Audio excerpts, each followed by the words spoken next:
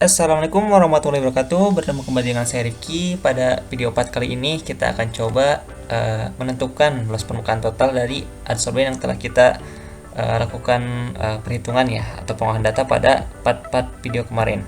Nah, pada video part kemarin kita telah menentukan untuk konstanta BET-nya, kemudian kita juga telah menentukan untuk volume monolayernya. Nah, ini kan untuk volume monolayernya itu merupakan cm kubik per gram. Kenapa gitu? Karena pada awalnya juga kita menentukan kurva ini dalam satuan cm kubik per gram. Nah, kita juga dapat memperkirakan dari persamaan BET ini. Itu kenapa PM ini merupakan dalam satuan cm kubik per gram. Karena kan ini untuk P per P0 itu atau tekanan relatif ini tidak punya satuan. Nah, untuk V ini merupakan satuan cm kubik per gram. Nah, berarti untuk satuan Vm ini kita dapat mengasumsikannya sebagai satuan cm kubik per gram. Kenapa gitu? Karena untuk C di sini atau konstan beta ini tidak punya satuan gitu. Nah, seperti itu. Jadi kita dapat menyatakannya dalam satuan cm kubik per gram. Nah, di sini kita perlu memperhatikan satuannya. Nah, dikarenakan untuk satuan dari luas permukaan total ini merupakan meter persegi per gram, berarti kita di sini perlu mengkonversikan terlebih dahulu satuan-satuan ini nih. Ini kan dalam satuan cm kubik per gram. Nah, di sini kita perlu mengkonversikannya ke dalam satuan meter.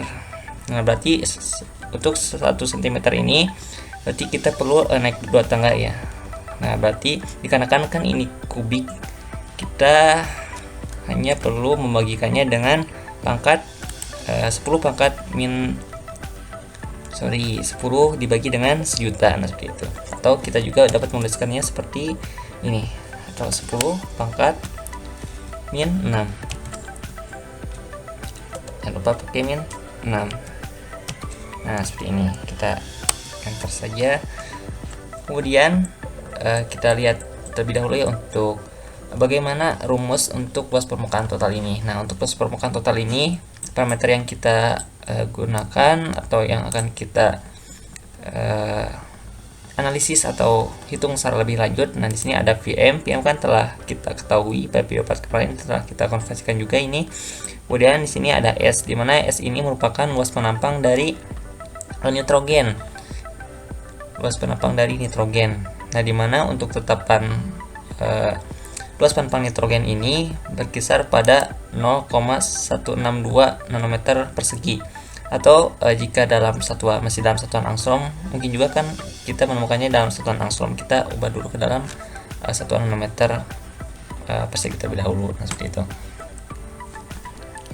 Nah, di sini berarti untuk Na-nya kan di sini bilangan Avogadro-nya sudah ada, merupakan 6 kali 0,2214 dikali 10 pangkat 23. Nah, di sini untuk satuannya per mol, karena kan ini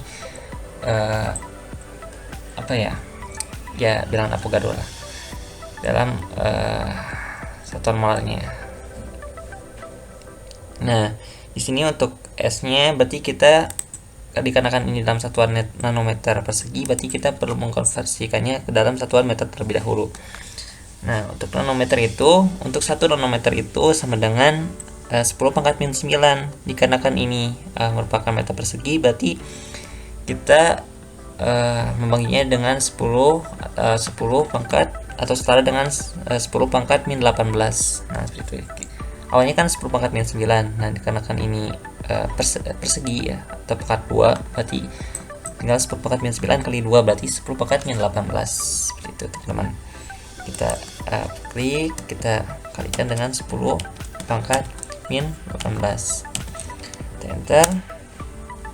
Nah, seperti ini. Kemudian di sini di sini kita ada V ya, dimana V ini merupakan volumenya. Nah, dikarenakan kan untuk gas nitrogen ini kita asumsikan sebagai bukan diasumsikan ya, bahwa nitrogen ini merupakan gas yang ideal gitu. Nah, dikarenakan memenuhi kriteria tersebut, maka volume yang digunakan dapat menggunakan volume STP atau volume molarnya gitu. Nah, dimana volume molar atau volume STP-nya ini merupakan 22,414 gitu, ada ketetapannya. Nah, ini kan pada awalnya itu dalam satuan liter per mol. Nah, dikarenakan 1 liter itu sama dengan desimeter kubik, berarti kita ubah saja ke dalam desimeter kubik ini. Nah, dikarenakan kita harus mengkonversikannya lagi ke dalam meter, berarti kita perlu mengkonversikan desimeter kubik ini ke dalam meter. Kita kalikan dengan 10 pangkat min 3. Untuk desimeter ke meter itu kan kita cuma naik 1 tangga gitu. Nah, berarti kita dikarenakan ini kubik, berarti kita tinggal bagikan saja dengan 1000, atau kita juga bisa menuliskan seperti ini gitu teman-teman, kali 10 pangkat min 3. Nah, seperti ini. Kemudian setelah itu, nah di sini kan satuannya itu untuk satuan luas permukaan totalnya ini merupakan meter kubik per gram. Nah, kenapa? Kita coba analisis dari sini. Ini kan untuk VM-nya itu satuannya meter kubik per gram. Nah, kemudian ini juga ada S, di mana S ini merupakan luas penampang nitrogennya. Nah, ini satuannya meter persegi. Nah, di sini Na memiliki satuan per mol atau mol pangkat min 1. Nah, berarti kita tinggal kalikan M persegi ini dikali dengan M kubik ini, berarti kan nanti bakal jadi M pangkat 5. Nah, kemudian ini kan dibagi per volume STP atau volume molarnya. Nah, di sini segini ya, meter kubik. Nah, berarti M pangkat 5 dibagi dengan M pangkat 3 jadi M kuadrat. Nah, dari sana kita dapat menentukan mengapa gitu untuk luas permukaan total ini dinyatakan dalam meter kubik per gram. Nah, ini kan gramnya juga dari sini gitu. Kemudian ini molnya kan, ini ada mol, ini juga per mol kan, ini per mol, berarti ini habis ya. Nah, seperti itu teman-teman. Sekarang kita hitung luas permukaan totalnya. Berarti untuk luas permukaannya totalnya ini kita kalikan VM-nya kita pilih yang telah dikonversikan ke dalam meter kubik per gram, kemudian kita kalikan dengan ini dengan Avogadro-nya dikalikan dengan luas penampang totalnya yang telah dikonversikan ke dalam satuan meter persegi, kemudian kita bagikan dengan volume STP-nya atau volume molarnya. Nah, seperti ini teman-teman. Kita enter. Nah,